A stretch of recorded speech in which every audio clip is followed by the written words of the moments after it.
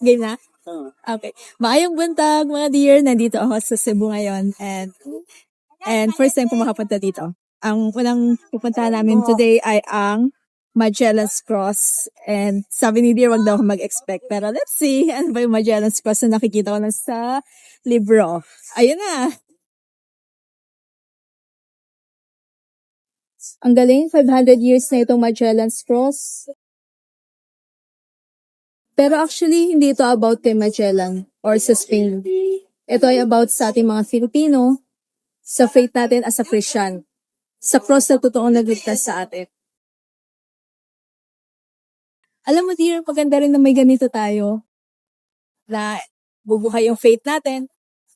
Pero, hindi ito about sa miracle ng cross na kahoy. Ito yung about sa faith natin as a Filipino, about sa Diyos na nagligtas sa atin at nagbibigay sa atin ng strength araw-araw. Na kahit na marami tayong problema, nakakangiti pa rin tayo.